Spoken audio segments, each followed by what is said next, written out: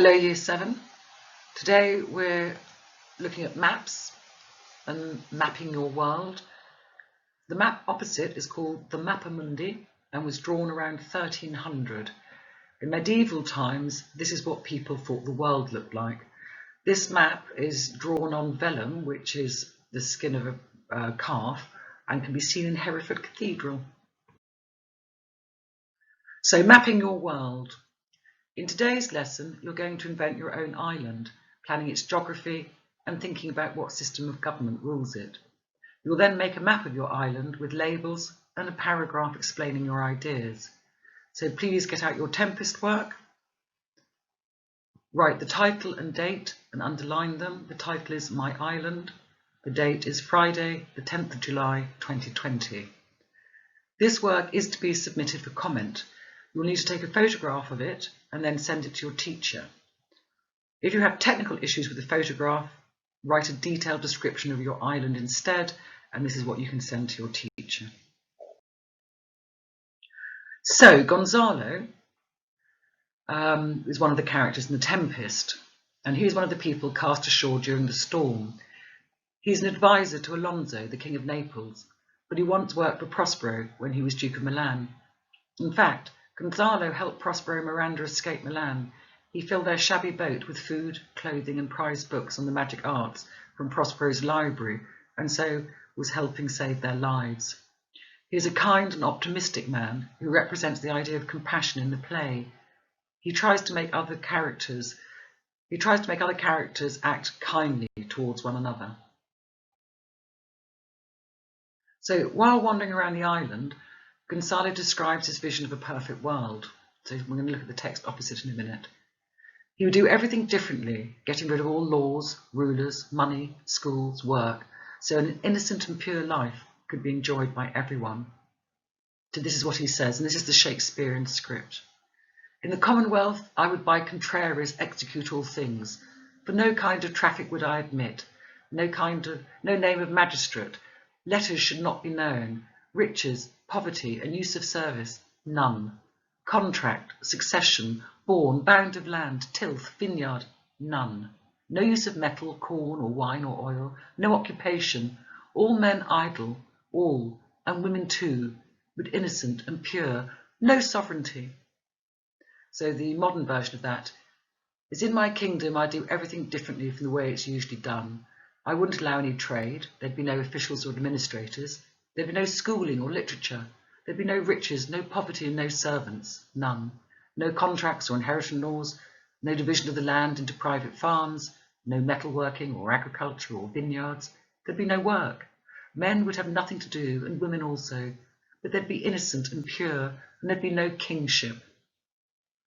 So Gonzalo describes an island where people could be free of labour, free of wealth, free of rules, free of orders, so they could be pure people.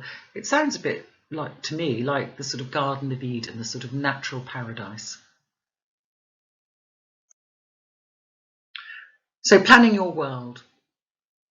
If you could create an island world, what would it be like? I want you to make some notes about the following ideas, and you're going to use these notes to create your island. So would your island be a utopia, which is a name for paradise, or a dystopia, that's a hellish place, or somewhere in between these two extremes? So think about it. Would you like a perfect island, a hellish island, or a sort of bit of mixture? The next thing you need to think about is the landscape or the geography. So the type of island is important, as this influences how difficult or easy life would be there. Is it a tropic island or a frozen wasteland? Would it have mountains, volcanoes, or have grassy plains or deserts? Would there be rivers and lakes for fresh water? What plants and animals would live there? Dangerous ones or useful ones, good for food? So once you've decided what sort of terrain there'll be and natural inhabitants, then you need to think about population and politics. Who lives on the island? Are there just a few people or thousands of people, or different groups of people who might fight each other or get on well with each other? How is the island governed? Is it a tyranny or democracy, or does anarchy reign? You decide. So once you've thought about these ideas, so we're going to think a bit about maps. So before you draw your map, we're going to think a little bit about cartography. That's the science of map making, and look at a few maps for inspiration. Did you know? So here's some facts about maps. The first modern map was printed over 500 years ago, and there's a picture of it on the right. This is the map of the Holy Land, printed in the Rudimentium Novatorium, an encyclopedia of world history published in 1475, is considered the first modern printed map. The sample of the Rudimentum Novatorium was sold for £500,000 in 2013. So again, look at that map, sort of lots of hills and pictures of towns and some names. The most expensive map was sold for $10 million. It was bought by the US Library of Congress.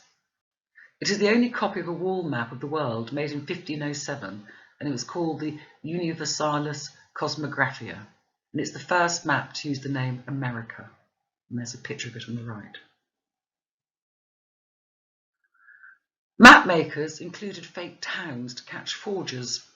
Ever been to the town of Agloe in New York State, Whitehall in California, or Relicent in Florida? While these towns are clearly marked on a number of antique maps of the United States, they don't actually exist. Paper towns, as they're called, so these non-existent villages are called paper towns because they only exist on paper, were fake places added to maps by early map makers to catch forgers who copied maps without permission. There's a book called Paper Towns by someone called John Green, which is actually a very good book if you want to read it. Okay, so here are some four maps. I've given you examples of four maps which might give you inspiration for your own. So when you get to draw your map, it needs to show the geographical features of the landscape, for instance, roads, towns, rivers, etc. And you can look at the pictures above.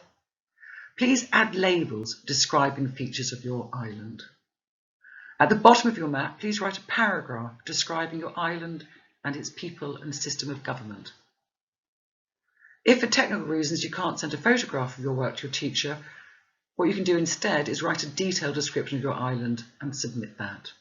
So I hope you enjoy creating your own little private universe, and let me know lots of interesting things about it. Who lives there, what the terrain is like, what sort of government is there, whether it's a happy or sad place, and have fun inventing that and drawing it.